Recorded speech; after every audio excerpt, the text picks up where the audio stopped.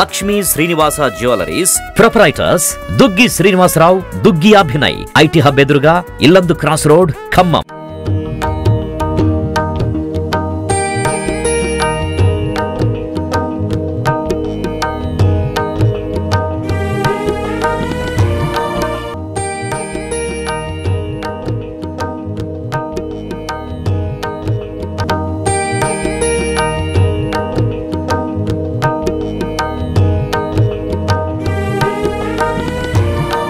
Hi hello నమస్తే, welcome to Suman TV Khammam. నేను మీ విజయశ్రీ. సర్వమంగళ మాంగళ్యే శివే సర్వార్థ సాధకే శరణ్యే త్రియంబకే గౌరీ నారాయణి నమస్తుతే. సో ఈరోజు మనం ఖమ్మంలోని ఎన్ఎస్పి రోడ్లో ఉన్నటువంటి శ్రీ కనకదుర్గ నాగలింగేశ్వర స్వామి మందిరానికైతే వచ్చాము. సో అసలు ఈ టెంపుల్ ఎప్పుడు స్థాపించారు, ఈ టెంపుల్ ఈ మందిరంలో ఎలాంటి పూజలు నిర్వహిస్తారు, ప్రత్యేక పూజలు ఏదైనా కార్తీక మాసం కానీ శ్రావణ మాసం కానీ ఇలాంటి ప్రత్యేక సందర్భంలో ఎటువంటి కార్యక్రమాలను చేపడతారు అనేది ఇక్కడ ఉన్నటువంటి అర్చకుల్ని, ఈ టెంపుల్ యొక్క నిర్వాహకులు ఎవరైనా వాళ్ళని అడిగి తెలుసుకుందాము. నమస్తే అమ్మ, మీ పేరు? దేవమణి పూరి దేవమణి. మా సార్ పేరు చనిపోయిండు, నాగయ్య గారు. ఓకే, అంటే ఈ గుడి నేను విన్నది ఏంటి అంటే ఈ స్థలం ఇక్కడ మీరే ఏర్పాటు చేశారని. 800 గదాల స్థలం కొన్నా. ఓకే, మేము ఎవరన్నా డబ్బులు గుడి కడితే ఇద్దామని అనుకున్నాం. మేము ఎవరికో ఇవ్వటం ఎందుకు, మన డబ్బులతోటి మనం కట్టుకుందాము, అమ్మవారు ఉండిపోద్ది మనం పోయినా ఉన్నా అని మా సార్ సంకల్పంతో అమ్మవారిని ముందు నిలబెట్టాం. చాలా మంచి ఆలోచన. అసలు ఎన్ని సంవత్సరాల క్రితం ఇది స్థాపించారు? 92లో ప్రతిష్ఠ చేసినాం అమ్మవారిని. 87లో స్థలం కొన్నాం. తర్వాత 94లో శివాలయం ప్రతిష్ఠ చేసాం. తర్వాత మళ్ళా 2 సంవత్సరాలకు ఒకటి చొప్పున అన్ని ప్రతిష్ఠ చేసినాం. సాయిబాబాను కూడా ప్రతిష్ఠ చేసినాం. అయితే ఇప్పుడు సుబ్రహ్మణ్య స్వామివారి పక్కన ఆయన సంతానం కాబట్టి ఆయనను ప్రతిష్ఠ చేయాలంటే బాబాని తీసి అక్కడ పెట్టి మళ్ళీ ప్రతిష్ఠ చేసి ఇక్కడ సుబ్రహ్మణ్య స్వామి వల్లి దేవసేనను ప్రతిష్ఠ చేసినాం. తర్వాత ఆంజనేయ స్వామి ప్రతిష్ఠ చేసినాం. నవగ్రహాలు ప్రతిష్ఠ చేసినాం.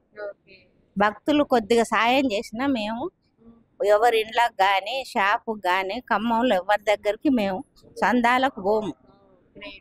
మేము మా సార్కి ఇష్టం ఉండదు. మా సార్ పేదోళ్ళ కోసమే బతికిండు. హెల్త్ డిపార్ట్మెంట్లో ఉద్యోగం చేసేవాడు. పేదోళ్ళ కోసమే ఆయన చనిపోయిండు. ఆయనకు ఈ లంచాలు ఇవన్నీ పడవు. తన శక్తి అనుసారం 10 మందికి పేదవాళ్ళకి సాయం చేసిండు. సో ఆ ఉద్దేశంతో ఈ గుడిని నిర్మించారు. చేసినాము. అమ్మవారిని తీసుకొచ్చి అమ్మవారిని ప్రతిష్ఠ, శివాలయం ప్రతిష్ట, నవగ్రహాలు ఇప్పుడు మొన్న కొత్తవి పెట్టినాం. అంతకు ముందు అన్ని కూడా మా సొంతంగానే పెట్టి చేసినాం. అంటే ఎవరైనా మీకు భక్తుల నుంచి కూడా ఏదైనా సహాయం ఏదైనా రావటం అలాంటి సహాయం చేస్తూ అడగమమ్మ, వాళ్ళే వచ్చి ఇక్కడ కట్టేటప్పుడు 1000 రూపాయలు 500 2000 వాళ్ళ ఇష్టం వాళ్ళు ఇచ్చారు. మీరు వాటి ద్వారా గుడిని నడిపిస్తూ ఉంటారా? అదే నేను దాతగా చేసిన. మొన్న ఈ సంవత్సరం అమ్మవారి గుడి నిర్మాణం చేసి 92 అంటే 33 సంవత్సరాలు అయింది. అయితే ఇక్కడ భక్తులకు ఎండకు ఇబ్బంది పడుతున్నారని ఆ షెడ్ మొదలు పెట్టాం. షెడ్ మొదలు పెడితే దానికి ఆత్మకూరి కన్యాకుమారి గారు ఈ స్తంభాలు అవన్నీ పైన అంతా మొత్తం కావేరి వెంకటలక్ష్మి లక్ష్మీప్రసాద్ గారు సాయం చేశారు. ఆ పక్కన ఆంజనేయ స్వామి ముందు కూడా ఎండబడి ఎండకు ఇదవుతారని దుంపడి పద్మ గారు శ్రీన్ అనే వాళ్ళ అబ్బాయి వాళ్ళు వేపించారు. వాళ్ళకు సంతానం కలిగింది, వాళ్ళకి మంచి కలిగింది. ఇప్పటికి కూడా గుడి అమ్మవారినే నమ్ముకున్నారు వాళ్ళు. ఇక్కడ కూడా కావేరి వాళ్ళు కూడా వాళ్ళ మిస్సెస్ వెంకటలక్ష్మి గారు అని ఆమె కూడా ఇక్కడికి గుడికి వస్తుంది. ఇక్కడ ఉన్న వాళ్ళందరూ కొద్ది గొప్ప సహాయం చేస్తూ వాళ్ళ సహాయ సహకారాలతో పోము. ఆమె గుడికి వస్తుంది కాబట్టి నీడ కోసం అని ఆత్మకూరి కన్యాకుమారి రాజశేఖర్ గారు అని ఖమ్మంలో ఉండేవాళ్ళు. ఇప్పుడు హైదరాబాద్ లో ఉంటున్నారు. ఆమె పెద్దది అయింది. ఆమె ఈ స్తంభాలు ఇవన్నీ ఆమె చేసింది. ఆ పైన మొత్తం వెంకటలక్ష్మి గారు అనే లక్ష్మీ ప్రసాద్ మీకు గారు. అసలు అమ్మవారి గుడిని ఇక్కడ పెట్టాలి అన్న ఆలోచన ఎందుకు వచ్చింది అసలు మీకు? మేము డబ్బులు మాకు మా అత్తగారు సంపాదించిన డబ్బులు ఉన్నాయి. మా సారు ఉద్యోగం కూడా పేదల కోసం కష్టపడి ఉద్యోగం కూడా తీసేశారు. లంచాలు తీసుకునేవాడు కాదు. అయితే మా డబ్బులకు పెట్టి మేము మా డబ్బులు ఉంటే ఎవరన్నా తింటారు. అమ్మవారు ఉన్నది అనుకోండి, మేము పోయినా కూడా తరతరాలుగా ఇక్కడ ఉంటది ఆమె. విజయవాడ తర్వాత ఈ కనకదుర్గమ్మే మొక్కిన అనిపిస్తాను. ఉద్యోగాలు, అమెరికా వీసాలు ఈ అమ్మినట్టుగానే ఇస్తారు కాబట్టి మా జన్మ సార్థకమైంది. అంత గొప్ప కార్యం చేశారు మరి మీరు. నిజంగా అమ్మవారిని తీసుకొచ్చి ఇక్కడ కూర్చోబెట్టారు. అంతే. అమ్మవారు వస్తున్నానది మాకు 2-3 స్థలాలలో ఉన్నా కూడా అక్కడ ప్రతిష్ట చేస్తామంటే ఆమె ఒప్పుకోలేదు. ఇక్కడే చేయమన్నది. అయితే ఇక్కడ ఫస్ట్ ఈ ముందు వరకే కొన్నాం. తర్వాత మళ్ళీ ఇవన్నీ బిట్టు కొన్నా అన్నమాట. స్థలం మొత్తం నా సొంతంగానే కొన్నా. ఎవరు కూడా ₹1 అది మా చెల్లె వాళ్ళు ఇచ్చారు. మా చెల్లె వాళ్ళు కూడా స్థలం కొంటే అది కూడా మేమే తీసుకున్నాం గుడికి. ఇప్పుడు మా బాబు, నాకు పిల్లలు లేరమ్మా. నాకు మా మరిదికి 2 సంతానం, మా చెల్లెలకు 3 సంతానం. అయితే మా చెల్లెలకు పుట్టిన బాబు పెద్దోడు మాకు సాయం చేస్తాడు. మా సారు కూడా ఆయనే చేసిండు. అంతా అమ్మవారు చేపించుకుంటుంది, నేను చేస్తాను. నాదేమీ లేదమ్మా. నాకు 73 సంవత్సరాలు వచ్చినాయి. అయినా కూడా ఇప్పటికి నేను అమ్మవారి సేవ చేయగలుగుతున్నా. అమ్మదయ్య అమ్మ ఆమె చేపించుకుంటుంది కాబట్టి నేను చేయగలుగుతున్నా. లేకపోతే నేనేం చేయలేదు కదా. అదే అమ్మవారి దయ అనేది, అమ్మవారి కరుణ మీ మీద ఉంది. ఎందుకంటే ఆమెను తీసుకొచ్చి అమ్మవారిని మీరు ఇక్కడ కూర్చోబెట్టారు. సో ఎక్కడైనా కనుక్కోండి, మేము సందాలు పుస్తకాలు పట్టుకొని ఎక్కడికి పోం.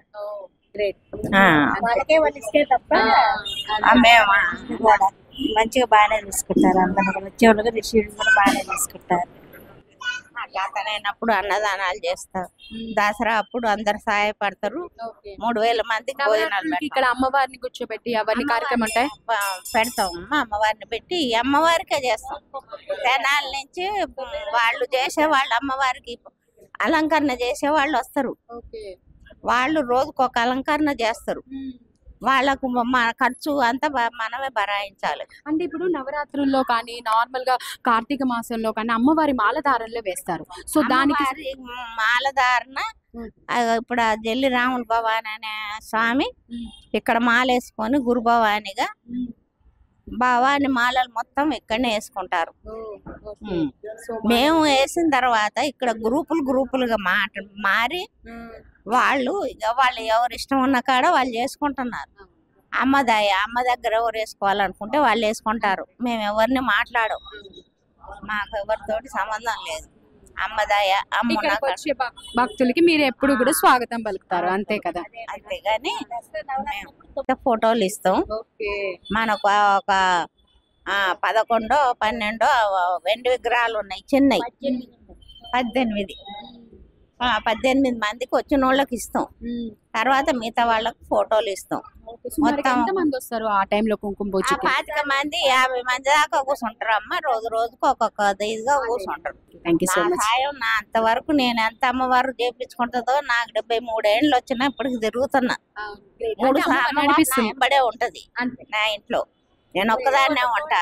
ఆ అమ్మాయి దగ్గరుండి నడిపించారని అంటే ఈ రోజులో ఎవరికి వాళ్ళకు స్వార్థాలు చూసుకున్న ఈ రోజులో తను ఇంత పెద్ద ప్లేస్ లో అమ్మవారికి ఒక గుడి కట్టించి అమ్మవారిని నిలబెట్టి ఆ స్వామివారిని పెట్టి సుబ్రహ్మణ్యేశ్వర స్వామిని పెట్టి నిజంగా అసలు చాలా గ్రేట్ అండి. అంటే ఈ ఏజ్ లో కూడా మీరు ఇంత కష్టపడుతున్నారు, చాలా అంటే చాలా గ్రేట్.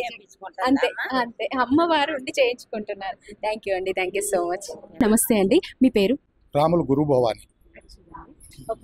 ఎన్ని సంవత్సరాల నుంచి ఇక్కడ ఉన్నారు? నేను గత 40 సంవత్సరాలు. సరే, 1 సంవత్సరం డేట్ రాయలేదు, 1 సంవత్సరం అటు నుంచి భవానీ దీక్ష. మందిరాన్ని ఎప్పుడైతే స్థాపించారో అప్పటి నుంచి మీరు? ఓకే అమ్మ, అంతే కరెక్ట్. అది అంతే అంతే తల్లి. అంటే నిజంగా ఇక్కడ ప్రతి ఒక్క భక్తుల్ని కదిలిస్తే కూడా ప్రతి ఒక్కరు కూడా అమ్మ మీద వాళ్ళకి ఎంత భక్తి ఉంది, ఆ విశ్వాసం అనేది కనిపిస్తుందండి నిజంగా. అసలు అయితే అన్ని దేవాలయాలు ఉన్నాయి, అన్ని దేవతలు ఓకే తల్లి, కానీ ఏ దేవుడు కిర్చపరుస్తుంది వీల్లేదు. కాకపోతే ఇక్కడ శక్తి ఉన్నది తల్లి దగ్గర ఒక నమ్మకం అని చెప్పగలను నేను. నా అంతరాత్మ కూడా అది నాకే ఎప్పుడన్నా చిన్న చిన్న ప్రాబ్లం వస్తే ఇక్కడికి వచ్చి బాధపడతాను. నేను అతిథును కాదు, నేను కూడా బాధపడితే 1 గంటలో అది మార్గం చూపించేస్తారు. మార్గం అంటే దారి. అంతే. ఓకే తల్లి, అంతకంటే సో అమ్మవారు ఏంటంటే మనకి ఏదైనా సమస్య వచ్చిందంటే పరిష్కరించి మనం దానికి తగ్గ దారిని చూపిమంటాం. అంతే. ఇప్పుడు పక్కింటి వాళ్ళు పెద్ద డాబా ఉంది నాకు ఎందుకు లేదని స్వార్థం తల్లి. భక్తితో ఒక పువ్వు వేసమ్మా ఏంటి నా ఆరోగ్యం, అప్పుడు ఆరోగ్యం ఉంటే అన్ని ఓకే కదా తల్లి. ఆరోగ్యం మా భాగ్యం. ఇరుగు పొరుగు చల్లగా ఉండాలి, అందులో నేనయ్యి ఉండాలి. అంతే. ఇరుగు పొరుగు ఇబ్బంది పడాలి నేను అనుకుంటే వ్యక్తిగతంగా కాదు, స్వార్థం. మనం ఏ దీక్షలు చేసినా వ్యర్థం, బూడిదలో పోసినా పన్నీరు. ఇంతకు ముందు చూసుకుంటే అండి ఇక్కడ మాలలు వేసుకునేటప్పుడు కానీ భవానీ భక్తులు కానీ చాలా మంది వచ్చారు. బట్ సంవత్సరానికి తగ్గుతూ వస్తున్నారు. ఇక్కడ ఎందుకని ఏదైనా ఏదైనా కారణం ఉంది ఇక్కడ అంటే నవరాత్రులకి దేవీ నవరాత్రులకి పెరిగారు, మండల దీక్షలకి తగ్గారు. మీరు అన్నది వాస్తవం. మండల దీక్షల కంటే ఎట్లా అంటే తల్లి, ఈ అనేక మాతలు కానీ పిల్లలు కానీ 41 రోజు చేయలేరు, మాతలు కానీ అది చేయలేరు. దీనికి క్లారిటీ ఇస్తున్నా. కార్తీక మాసంలో ఫస్ట్ రోజు ఉంటుంది కదా, కార్తీక పౌర్ణమి రోజు, ఆ రోజు అయ్యవారు అంతేనా తల్లి? కరెక్టేనా? అక్కడి నుంచి స్టార్ట్ అయ్యి దాని తర్వాత అంతే ఫస్ట్ అక్కడి నుంచి స్టార్ట్ అయ్యి కార్తీక పౌర్ణమి రోజు దీపాలు మాతలు ఇవన్నీ ఇక మీకు తెలిసినవి ఇవన్నీ చక్కగా చేస్తారు. గర్భగుడిలో స్వామికి అభిషేకాలు ఇవన్నీ చేస్తుంటారు. గర్భగుళ్ళు అయ్యగారులు వాళ్ళ పని, అది మంది కాదు. మనం మాలలు ఇరుముళ్ళు, నా సెక్షన్ అక్కడ ఉంటుంది, నా పీఠం నేను అక్కడ చేసుకుంటా, వీళ్ళు ఇక్కడ చేస్తారు. ఎవరి పనులు వాళ్ళు చేసుకుంటాం. అయితే ఎవరికి ఇంతవరకు అయితే పూజారులకి మాకు ఎలాంటి ఇబ్బందులు అయితే ఇంతవరకు రాబోవు. ఎందుకంటే చిన్న చిన్న తప్పులు ఏమన్నా వాళ్ళు చదువు, నేను నా జాగ్రత్తలు నేను. అన్నదాన కార్యక్రమాలు అలాంటివి చేస్తూ ఉంటారు ఇక్కడ. చేస్తుంటాం. నగర సంకీర్తన అని కార్తీక మాసంలో మాలలేసిన స్వాములు, భవానీ స్వాములు నగర సంకీర్తన అంటారు. అది శోభయాత్ర అంటారు, నగర సంకీర్తన అంటారు. చూసే ఉంటావు, నేనే ఖమ్మంలో చేసింది, స్టార్ట్ చేసింది కూడా. అవునా తల్లి? బిందెలతోటి అమ్మవారికి తీసుకొని వెళ్ళేవారు కూడా చెప్తున్నా. అదే రోజు భవానీలు మండల దీక్షలు స్టార్ట్ చేసిన 30వ రోజు ఈ కార్యక్రమం చేస్తాం. ఎట్లా చేస్తాం? పొద్దున చీకటితోటి తెల్లరగట్ల 4 గంటలకి మున్నేరు కాడికి పోయి జలబిందెలు ఎత్తుకొని ఒక డప్పులతోటి చక్కగా ఊరేగింపులాగా వచ్చేస్తాం. ఇప్పుడు మేము అక్కడ ముత్యాలమ్మ గుడి కట్టాను. ఆ గుడి కాంచి ఇట్లా తిరిగి మాయలగూడెంలో సోమలా నాయకులు, సాయిబాబా గుడి అన్ని దేవాలయం చూపెట్టుకుంటా చక్కగా తెచ్చి ఇక్కడ అమ్మవారికి మూల విరాటికి అభిషేకం అయిపోయినాక ఎవరింటికి వాళ్ళు వెళ్తారు. సాయంకాలం 6ంటికి మళ్ళా శివాలయం రాజ్దర్వాజ్ శివాలయాలు ఉన్నాయి కదా తల్లి, అక్కడి నుంచి వెళ్ళి స్టార్ట్ అవుతుంది అమ్మ. ఇక నగర సంకీర్తన కలిశ జ్యోతులు అంటారయి. అక్కడి నుంచి వెళ్ళి జ్యోతులు ప్రారంభమై వైరా రోడ్డు ఇటు నుంచి వెళ్ళి చైర్మన్ గారి ఇల్లు, బస్ డిపో, జెండాల్ సెంటర్, మళ్ళీ ఇక్కడికి వస్తారు. దాని తదనంతరం స్వాములకి అల్పారం, సాయంకాలం భిక్ష. ఈ అమ్మవారు దీక్షలో కఠోరంగా ఉంటుంది తల్లి. మీకు తెలుసు, మాతలకి మాకంటే ఎక్కువ. సరే మేము గురువులు అయినా మాకంటే మీకు తెలుసు. ఎక్కడ తేడా వచ్చినా ఈ అయ్యప్ప దీక్షలు, గణపతి దీక్షలు అంటే దీక్షలు ఎక్కడ కిర్చపరచడం కాదు తల్లి. అది ఏం జరుగుతుంది, వాళ్ళు క్షమించి వదిలిపెడతారు. కానీ అలా కాదు. సరే ఇక అది మీకు తెలుసు తల్లి, అది నేను చెప్పగలను, వాస్తవాలు నేను చూశాను. దానివల్ల భయపడి కొంతమంది ఆ శక్తి అది భరించేటోడైతేనే ఆడు. ఇక ఈ నవరాత్రులు 9 రోజులకి 1000 మంది గుళ్ళు. మీరు ఒకసారి చూడండి, 22వ తారీఖు వచ్చేసి 1000 మంది పెరిగారు. ఈ ఏమవుతుంది, చిన్నపిల్లలు, పెద్దోళ్ళు, మాతలు 9 రోజులే కాబట్టి అందరూ వేస్తారు, మండపాలు పెడతారు, ఇవన్నీ పెడతారు. కాబట్టి అప్పుడు సాధ్యం సాధ్యపడుతుంది. అంతేగాని ఈ భవానీలు తగ్గడం అన్నది కరెక్ట్ కాదు. అది ఎందుకంటే అది భరించే శక్తి ఉన్న వాళ్ళే మండల దీక్షలు. ఒకసారి వేస్తున్నారు, ఏదో చూద్దాం అన్నట్లు, దాన్ని భరించలేకపోతున్నారు. అది తల్లి, నేను దానికి క్లారిటీ కూడా ఇచ్చాను కదా. ఇప్పుడు గణపతి మాలేశాం, చిన్న తప్పులు కూడా ఇక్కడ చెవులు పిసుకొని గణపతి క్షమించమంటే ఆయన కావాల్సినప్పుడు వస్తా, అమ్మ పిలిచినప్పుడు వస్తా, నా కార్యక్రమాలు నేను చూసుకుంటా. పూజారులు చేస్తారు తల్లి. అంతేగాని ఇందాక మీరు అన్నది నా మనసులో కూడా బాధ ఉంది. ఎందుకంటే 11 సార్లు వేసాను, 33 సార్లు వేసాను, నేను ఇది ఇరుముళ్ళు కడతాను సాధ్యపడదు. ఒకటి క్లారిటీ ఇవ్వగలను, వాళ్ళతోటి ఏ పని చేయించుకున్నా అది శూన్యం, ఫలించదు కదా. అంతే అండి. ఇప్పుడు ఏమవుతుందంటే ఇడుముడి అంటారు, ఇడుముడి తీస్తారు, ఆ స్టేషన్ లో ఉండగానే సివిల్స్ వేస్తారు, స్టార్ట్ చేస్తారు. అది మాత్రం నిజం, ఎందుకంటే నేను చూశాను కాబట్టి చెప్తున్నాను. ఇప్పుడు నువ్వు అన్నదానికి నేను బాధపడుతూ చెప్పాను, నాకు నేనే అనుకోవటం కాదు, అందరు చూడాలి, అమ్మ చూడాలి. అమ్మ దగ్గర అయితే మనం దాచిపెట్టలేం కదా. అంటే నీ మనసు బాగలేదు, ఇన్ని రోజులు నువ్వు చేసింది చిత్తశుచి లేని పూజ అంతే కదా. మాల తీయంగానే ఏం పని కరెక్ట్ కాదు. అది గురువునని చెప్పుకోవటం తప్ప దీనికి హరుకుడు కాడని నేనంట. మనం తోటి భవానీలకు కానీ స్వాములకు ఏం నేర్పుతున్నాం మనం? ఓహో పక్కనోడేమనుకో అంత పెద్ద గురువే బయటకు వచ్చి అది చేస్తున్నాడు ఇది చేస్తున్నాడు, మేము చేస్తే ఏంటి అని అంటే మనమే దారి చూపెడుతున్నాం. అది భక్తి కాదు, తల్లి భక్తి మార్గం కాదు. ఇంకోటి, ఇప్పుడు ఈ గుళ్ళో ప్రత్యేకంగా కార్తీక మాసంలో కానీ నవరాత్రుల్లో కానీ ఎటువంటి పూజలు చేస్తారు? ఈ అమ్మ దేవి నవరాత్రులకి ఇప్పుడు రకరకాల అవతారాలు ఉంటాయి తల్లి, ఆ లిస్ట్ రావాలి. ఇప్పుడు చెప్పకూడదు మనం ఏ రోజు ఏ అవతారం అన్నది అక్కడి నుంచి వాళ్ళు పంపితే చైర్మన్ గారు దానికి సంబంధించింది విడుదల చేస్తారు.